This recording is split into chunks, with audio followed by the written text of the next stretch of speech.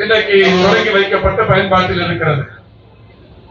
அந்த வகையில் வட்டார மருத்துவமனைகளிலும் மாவட்ட அரசு தலைமை மருத்துவமனைகளிலும் மருத்துவக் கல்லூரி மருத்துவமனைகளிலும் மல்டி ஸ்பெஷாலிட்டியிலும் மட்டுமே டயாலிசிஸ் சேவை என்பது இதனால் வரை இருந்தது. இன்றைக்கு ஒரு புதிய முயற்சியாக இந்தியாவிலேயே முதல் முறையாக ஒரு ஆரம்ப சுகாதார நிலையத்தில் டயாலிசிஸ் செய்யப்படுவது என்பது நந்திவரத்தில் தொடங்கப்பட்டிருக்கிறது. நந்திவரத்தில் தொடங்கப்பட்டிருக்கிற இந்த டயாலிசிஸ் சேவை இங்கே எனக்கு முன்னால் மாவட்ட ஆட்சி நிர்வாகம் உள்ளிட்ட ஏறத்தாழ 10க்கும் மேற்பட்டவர்கள் ரூபாய் 1 கோடி செலவு செய்து பியூரிபிகேஷன் பிளான்ட் அமைப்பதற்கு, ஜெனரேட்டர் அமைப்பதற்கு, கட்டிடத்தை புதுப்பிப்பதற்கு, 5 டயாலிசிஸ் இயந்திரங்களை வாங்கி தருவதற்கு, அதற்கான கட்டில் மேசைகளை வாங்கி தருவதற்கு, மருத்துவ உபகரணங்களை வாங்கி தருவதற்கு என்று நிதி ஆதாரத்தை தந்திருக்கிறார்கள். 1 கோடி ரூபாய் தனியார் பங்களிப்பு, சிஎஸ்ஆர் பங்களிப்பு, மாவட்ட ஆட்சி நிர்வாகத்தின் பங்களிப்பு என்கின்ற வகையில் இந்த சிறப்புமிக்க பணி இப்பொழுது இங்கே தொடங்கி வைத்திருக்கிறார் நம்முடைய மாண்புமிகு அமைச்சர் அவர்கள். உண்மையில் இந்த திட்டம் தமிழ்நாட்டிற்கு ஒரு முன்மாதிரியான திட்டம். தமிழ்நாட்டை பொறுத்தவரை 2286 ஆரம்ப சுகாதார நிலையங்களும் நகர்ப்புற ஆரம்ப சுகாதார நிலையங்களும் இருக்கிறது. அதில் 424 மேம்படுத்தப்பட்ட ஆரம்ப சுகாதார நிலையங்கள் இருக்கிறது. 424 மேம்படுத்தப்பட்ட ஆரம்ப சுகாதார நிலையங்களிலும் அதை ஒட்டி இருக்கிற தன்னார்வலர்கள், தன்னார்வ தொண்டு நிறுவனங்கள், சிஎஸ்ஆர் அமைப்புகள் இது போன்ற நிதி தந்து டயாலிசிஸ் இயந்திரங்கள் அமைப்பதற்கு வாய்ப்பு கேட்டால் அரசு நிச்சயம் அவர்களுக்கு உறுதுணையாக இருக்கும். காரணம், டயாலிசிஸை பொறுத்தவரை இன்றைக்கு அரசு எளிமையாக்கி இருக்கிறது. இதற்கு முன்னால் 3000 4000 செலவு செய்து வாரத்திற்கு 2-3 முறை என்கின்ற வகையில் சிறுநீரக பாதிப்பு ஏற்பட்டவர்கள் பொருளாதார ரீதியாக பாதிப்பு ஏற்பட்டு தங்களை தாங்களே மாய்த்துக் கொண்ட நிலையெல்லாம் இருந்தது. மாண்புமிகு தமிழ்நாட்டின் முதலமைச்சருடைய வழிகாட்டுதலின்படி இந்த அரசு பொறுப்பேற்றதற்கு பிறகு புதிய டயாலிசிஸ் இயந்திரங்களை 155 வாங்கி தந்ததோடு மட்டுமல்லாமல் டயாலிசிஸ் செய்கிற 600 தனியார் மருத்துவமனைகளுக்கும் முதலமைச்சர் காப்பீட்டு திட்டத்தில் இதை இணைத்து 100% இலவசம் என்கின்ற வகையில் தமிழ்நாட்டில் இலவசமாக டயாலிசிஸ் செய்யப்பட்டு வருகிறது. அந்த வகையில் தமிழ்நாடு முழுவதிலும் இலவச டயாலிசிஸ் என்பது தனியார் மருத்துவமனைகளிலும் அரசு மருத்துவமனைகளிலும் செய்யப்பட்டு வருகிற நிலையில் மேம்படுத்தப்பட்ட ஆரம்ப சுகாதார நிலையத்திலும் இன்றைக்கு இந்த பணி தொடங்கி இருப்பது என்பது மருத்துவத்துறை வரலாற்றில் ஒரு மகத்தான புரட்சி. அதற்கு காரணமான மாவட்ட ஆட்சி நிர்வாகம் உள்ளிட்ட சமூக ஆர்வலர்களுக்கும் தன்னார்வ தொண்டு நிறுவனங்களுக்கும் தமிழக அரசின் சார்பில் மாண்புமிகு தமிழ்நாட்டின் முதலமைச்சர் அவர்களின் சார்பில் எங்களுடைய நன்றியினையும் பாராட்டுகளையும் தெரிவித்துக் கொள்கின்றோம். அதேபோல் இந்த நிகழ்ச்சியில் 15 லட்சம் ரூபாய் செலவில் ஒரு சித்த மருத்துவ பிரிவு ஒன்று இப்பொழுது புதிதாக இங்கே தொடங்கப்பட்டிருக்கிறது.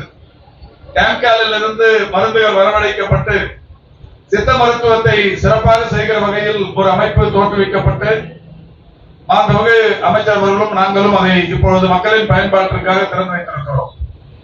அதோடு மட்டுமல்லாது இன்றைக்கு இந்த நிகழ்ச்சியில் இன்னொரு கூடுதல் சிறப்பு, தமிழ்நாட்டை பொறுத்தவரை தடுப்பூசிகள் என்பது இந்தியா முழுமைக்கும் இன்றைக்கு தடுப்பூசி போடும் பணிகள் என்பது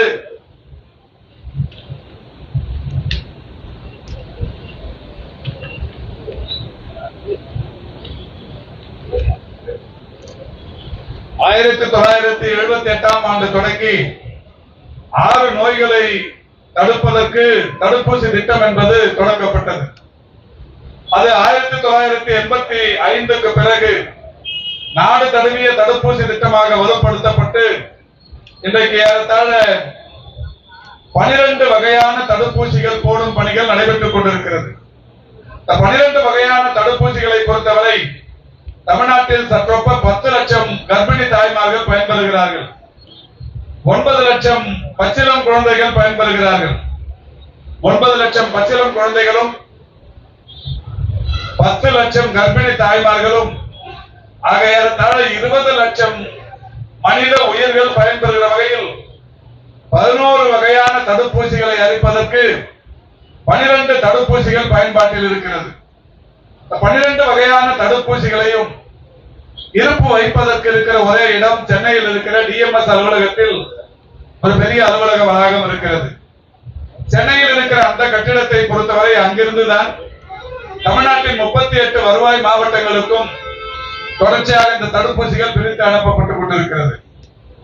இந்த செங்கல்பட்டு சாலையில் வேலூர் இந்த சாலை பயணிக்கிற பல்வேறு இடங்கள் திருச்சி, திருநெல்வேலி, கன்னியாகுமரி போன்ற பல்வேறு பகுதிகள் பயன்பெறுகிற வகையிலும் விமான நிலையத்திலிருந்து மிக எளிதாக இந்த தடுப்பூசிகளை இங்கே கொண்டு வந்து இருப்பு வைப்பதற்குமான ஒரு நல்ல இடமாக கூடுவாஞ்சேரி பகுதியில் அடங்கிய நந்திவரம் மேம்படுத்தப்பட்ட ஆரம்ப சுகாதார நிலையத்தில் ஒரு கூடுதலாக தடுப்பூசி மையம் ஒன்று அமைக்கப்பட்டிருக்கிறது. இந்த கூடுதலாக அமைக்கப்பட்டிருக்கிற இந்த தடுப்பூசி மையத்தை மாண்புமிகு அமைச்சர்களும் நாங்களும் மாவட்ட ஆட்சித்தலைவர் அவர்களுடைய தலைமையில் திறந்து வைத்திருக்கிறோம். இந்த தடுப்பூசி மையத்தை பொறுத்தவரை 16 லட்சம் தடுப்பூசிகள் இருப்பு வைப்பதற்குரிய வசதியை பெற்றது. 16 லட்சம் தடுப்பூசிகளை இருப்பு வைப்பதற்குரிய அந்த தடுப்பூசி மையம் இன்றைக்கு தமிழ்நாட்டின் 2வது தடுப்பூசி மையமாக இப்பொழுது இங்கே திறந்து வைக்கப்படவிருக்கிறது. மருத்துவத்துறையில் ஒரே தடுப்பூசி மையம் இதுநாள் வரை இருந்தது அண்ணா சாலை தேனாம்பேட்டையில் இருக்கிற டிஎம்எஸ் அலுவலக வளாகத்தில். 2வது தடுப்பூசி மையம் நந்திவரம் மேம்படுத்தப்பட்ட ஆரம்ப சுகாதார நிலையத்தில் இன்றைக்கு திறந்து வைக்கப்பட்டிருக்கிறது. இப்படி 3 வகையான மிக சிறந்த நிகழ்வுகள் இங்கே தொடங்கி வைக்கப்பட்டிருக்கிறது. அதில் 2 ஒன்று இந்தியாவிலேயே முதல் முறையாக ஆரம்ப சுகாதார நிலையங்களில் டயாலிசிஸ் சென்டர் முதல் முறையாக, தமிழ்நாட்டின் 2வது தடுப்பூசி மையம் என்கின்ற வகையில் அதுவுமே இங்கே சிறப்பு பெற்றிருக்கிறது. இந்த நிலையில் பெருமதிப்பிற்குரிய கார்த்திக் தண்டபாணி அவர்கள் ஒரு கோரிக்கை வைத்திருக்கிறார்கள். அவர் நெடுஞ்சாலை என்பதால் இங்கே ஒரு விபத்து மையம், விபத்து சிகிச்சை பிரிவு மையம் ஒன்று அமைக்கப்பட வேண்டும் என்று சொல்லியிருக்கிறார். இந்த தெருவில் இந்த சாலையில் ஏராளமான அமைப்புகள் ஏற்கனவே இருந்தாலும் கூட இந்த கூடுவாஞ்சேரி என்பது, நந்திவரம் என்பது மக்கள் அதிகம் பேர் கூடுகிற பகுதியாக இருக்கின்ற காரணத்தினால் நிச்சயம் மாண்புமிகு தமிழ்நாட்டின் முதலமைச்சருடைய வழிகாட்டுதலை பெற்று எதிர்காலத்தில் இதே வளாகத்தில் ஒரு விபத்து பிரிவு ஒன்று தொடங்கப்படும் என்பதையும் தெரிவித்துக் கொள்கிறேன்.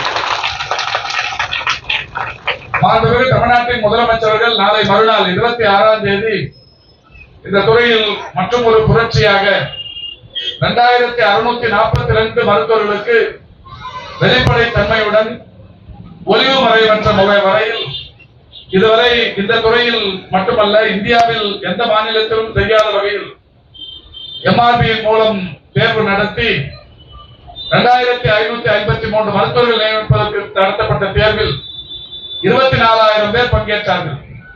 ஜனவரி 5ஆம் தேதி நடைபெற்ற அந்த தேர்வு முடிவுற்று 2555 பேரை தேர்வு செய்வதற்கான நிலையில் கூடுதலாக ஒரு 89 காலி இடங்களும் அறியப்பட்டது.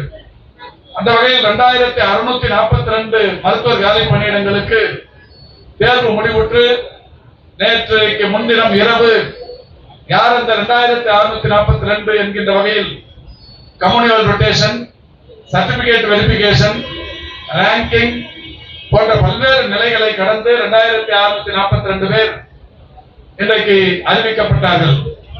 அந்த 2642 பேருக்கு இன்று காலை தொடங்கி கலந்தாய்வு நடைபெற்றுக் கொண்டிருக்கிறது. அதில் ஒரு 32 பேர் மாற்றுத்திறனாளி மருத்துவர்கள். பொதுவாக மாற்றுத்திறனாளிகளுக்கு அப்பாயின்மெண்டில் தான் 4% இடஒதுக்கீடு இருக்கிறது. என்றாலும் நம்முடைய மாற்றுத்திறனாளிகளை மனதில் வைத்து மனிதாபிமானமிக்க இந்த அரசு, மனிதநேயமிக்க முதல்வர் அந்த 32 பேருக்கும் முதல் நாளிலேயே தொடக்கத்திலேயே கலந்தாய்வில் கலந்து கொள்வதற்கு வகை செய்து அவர்கள் விரும்புகிற இடங்களுக்கு பணியாளர்களை தர வேண்டும் என்கின்ற வகையில் அறிவுறுத்தினார்கள். அந்த வகையில் தற்போது அந்த 32 பேரும் கலந்தாய்வில் கலந்து கொண்டு வருகிறார்கள். இந்நேரம் அவர்கள் ஆணைகளை பெற்றிருப்பார்கள். இவர்களை தொடர்ந்து இந்த 2642 பேருக்கும் கலந்தாய்வு நடத்தி பணியாணைகள் தயார் செய்யப்பட்டு 2 நாட்களுக்கு பிறகு 26ஆம் தேதி திருவான்மியூரில் இருக்கிற ராமச்சந்திரா கன்வென்ஷன் சென்டரில் 2642 பேருக்கும் மாண்புமிகு தமிழ்நாட்டின் முதலமைச்சர்கள் பணியிடங்களை தரவிருக்கிறார்கள். அந்த பணி ஆணைகளை தரவிருக்கிறார்கள். இந்த பணி ஆணைகள் தரப்பட்டு முடிந்தவுடன் பொது சுகாதாரத்துறையில் 100% காலி பணியிடங்கள் இல்லாத நிலை மிக நீண்ட வருடங்களுக்கு பிறகு தமிழ்நாட்டில் உருவாகவிருக்கிறது என்பதை மகிழ்ச்சியோடு தெரிவித்துக் கொண்டிருக்கிறோம். இந்த நிலையில் ஏற்கனவே கடந்த ஆண்டு நியமிக்கப்பட்ட 1021 மருத்துவர்களிலும் 2 நாட்களில் நியமிக்கப்படவிருக்கிற 2642 மருத்துவர்களிலும் முதுநிலை பட்டம் பெற்றவர்களுக்கும் வாய்ப்பளிக்கிற வகையில் அவர்களை டிஎம்எஸ் டிஎம்இ போன்ற உயர் பொறுப்புகளுக்கும் அனுப்பவிருக்கிறோம். அப்படி அனுப்பப்படும் போது அதில் காலியாகிற இடங்களும் உடனடியாக நிரப்பப்படுவதற்குரிய நடவடிக்கைகள் எடுக்கப்பட்டு வருகிறது. இந்த நிலையில் கடந்த 3 மாதங்களுக்கு முன்னால் டிஎம்எஸ் பக்கத்திலும் டிஎம்இ பக்கத்திலும், அதாவது வட்டார மாவட்ட அரசு மருத்துவமனைகளின் பக்கத்திலும் மருத்துவக் கல்லூரிகளிலும் சிறப்பு மருத்துவர்கள் இல்லை என்கின்ற ஒரு குறை இருந்தது. 648 சிறப்பு மருத்துவர்கள் இல்லாத நிலை இருந்தது. இன்றைக்கு இந்த புதிய மருத்துவர்கள் பணியாற்ற இருக்கிறார்கள். இவர்களில் ஏராளமான சிறப்பு மருத்துவர்களும் இந்த தேர்வில் இடம்பெற்றிருக்கிற காரணத்தினால் இவர்களுக்கு முன்னுரிமை வழங்கி அந்த இடங்களுக்கு அவர்கள் அனுப்பப்படவிருக்கிறார்கள். இந்த நிலையில் கடந்த 1 மாதத்திற்கு முன்னால் இந்த 648 மருத்துவர்களுக்கும், அதாவது வாக்கின் இன்டர்வியூ என்கின்ற வகையில் அவர்கள் இதனால் வரை எம்ஆர்பியின் மூலம் தேர்ந்தெடுக்கப்பட்டதில்லை. எம்ஆர்பி வந்ததற்கு பிறகு இளநிலை மருத்துவர்கள் மட்டுமே அந்த தேர்வுகளின் மூலம் தேர்ந்தெடுக்கப்பட்டார்கள். இந்த பிஜி மருத்துவர்கள் என்கின்ற வகையில் அவர்களுக்கு இதுவரை முதுநிலை மருத்துவர்களுக்கு எம்ஆர்பி தேர்வு நடத்தப்பட்டது இல்லை என்றாலும் அதனால்தான் வாக்கின் இன்டர்வியூ நடத்தி ஏற்கனவே 2020 2016 போன்ற 2-3 முறை சிறப்பு மருத்துவர்களை வாக்கின் இன்டர்வியூ நடத்தி இருக்கிறது கடந்த கால அரசு. அந்த வகையில் இந்த 648 பேருக்கு வாக்கின் இன்டர்வியூ நடத்தலாம் என்று முடிவெடுத்தோம். ஆனால் இன்றைக்கு மருத்துவர்களை பொறுத்தவரை புதிதாக வேலையில் சேர்ந்திருப்பவர்களும் முதுநிலை மருத்துவர்கள் இருக்கின்ற காரணத்தினால் மாண்புமிகு தமிழ்நாட்டின் முதலமைச்சருடைய கவனத்திற்கு கொண்டு சென்று மிக விரைவில் அவர்களை அந்தந்த இடங்களுக்கு அனுப்பவிருக்கிறோம். அந்த நிலையில் இந்த வாக்கின் இன்டர்வியூ என்பதை ரத்து செய்து இந்த முதுநிலை மருத்துவர்களுக்கும் எம்ஆர்பியில் தேர்வு நடத்துவதற்குரிய அரசாணையை பெற்று மிக விரைவில் இந்த புதிய மருத்துவர்கள் நியமனத்திற்கு பிறகு 648 எவ்வளவு பூர்த்தி செய்யப்பட்டிருக்கிறதோ அது போக மீதம் இருக்கிற 200 300 அந்த மருத்துவர்களுக்கும் எம்ஆர்பியின் மூலமே தேர்வு செய்யப்படவிருக்கிறார்கள். ஆக எம்ஆர்பியின் மூலம் வெளிப்படை தன்மையோடு ஒளிமறைவற்ற வகையில் சிறப்பு மருத்துவர்களும் நியமிக்கப்படவிருக்கிறார்கள் என்பதை தெரிவித்துக் கொள்கின்றேன். இந்த நிலையில் தேவையற்ற வகையில் சீமான் போன்றவர்கள் நேற்றைக்கு அரசியல் செய்திருக்கிறார்கள். வாக்கின் இன்டர்வியூ நடத்தினால் ஏதோ தவறு நடந்துவிடும் என்றெல்லாம் கற்பனையாக செய்து கொண்டிருக்கிறார். இது அவர் சொல்லி என்றல்ல, இங்க இருக்கிற ஒரு சில உள்ளூரில் செய்கிற காரியம் என்பதை நாங்கள் நன்றாக அறிவோம். என்றாலும் கூட மாண்புமிகு தமிழ்நாட்டின் முதலமைச்சர்கள் இந்த துறையை பொறுத்தவரை ஒரு கடுகளவும் தவறு நடந்துவிடக் கூடாது என்பதில் மிக கவனமாக இருந்து கொண்டிருக்கிற காரணத்தினால்தான் கடந்த 4 ஆண்டுகளில் 40,490 மருத்துவ பணியிடங்கள் கலந்தாய்வுகளின் மூலம் வெளிப்படை தன்மையோடு இடமாற்றம் செய்யப்பட்டிருக்கிறார். 24,000 மருத்துவர்கள் மருத்துவம் சார்ந்த களப்பணியாளர்களுக்கு புதிய பணியாணைகள் தரப்பட்டிருக்கிறது. 4,000க்கும் மேற்பட்ட புதிய பணியிடங்கள் உருவாக்கப்பட்டிருக்கிறது. மருத்துவத்துறை வரலாற்றில் இவ்வளவு பணியிடங்கள் புதிதாக உருவாக்கியதும் கலந்தாய்வின் மூலம் பணியிட மாற்றம் தந்ததும் புதிய பணியாளர்களை தந்ததும் இவ்வளவு வெளிப்படை தன்மையோடு வேறு எந்த காலத்திலும் இல்லை என்கின்ற வகையில் இது நடைபெற்றுக் கொண்டிருக்கிறது. எனவேதான் முதுநிலை மருத்துவர்கள் 648 பேர் வாக்கின் இன்டர்வியூ என்று அறிவித்ததை ரத்து செய்து அவர்களையும் இன்றைக்கு எம்ஆர்பியின் மூலம் தேர்வு செய்கிற பணியினை தொடங்கி இருக்கிறோம். 648 வராது.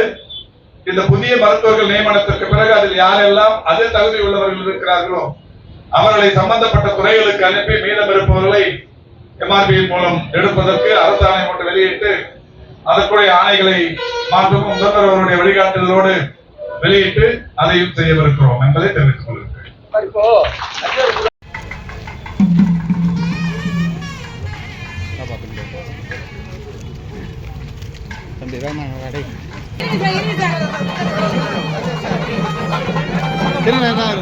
இங்க பாருங்க சார்.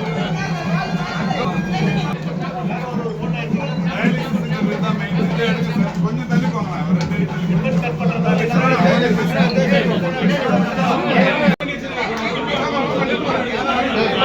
இங்க பாருங்க.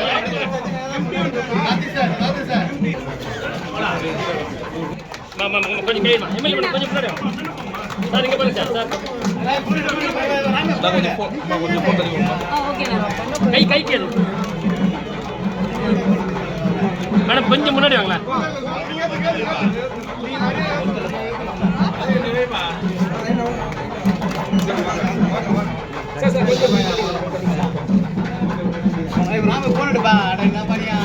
கொஞ்சம் கை இருக்கு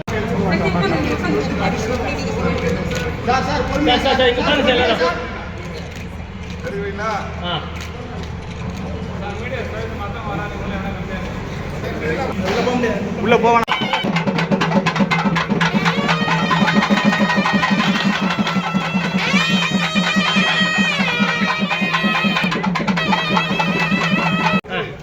சார் சார் சார் சார் பொறுமையா சார் பொறுமையா சார் பொறுமையா சார்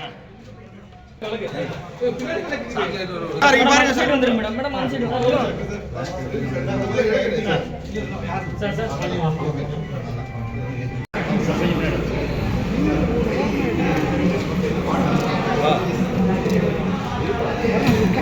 சார் தள்ளி இருங்க வர வர வர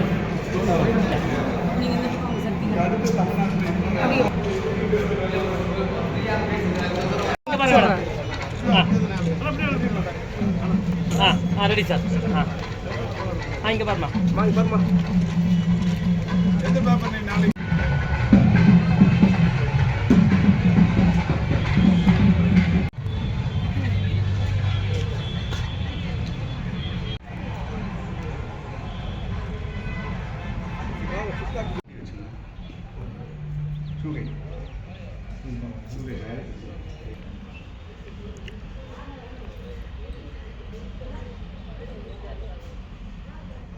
அடுத்து கிரைலான் காஸ்மெட்டிக் இந்தியா பிரைவேட் லிமிடெட் நாங்க பாருங்கண்ணா அந்த சர்டிபிகேட் கொடுத்துருங்க இது கொடுத்துருங்க இல்லப்பா தூக்காதண்ணா ஒரு நிமிஷம் வேணுமா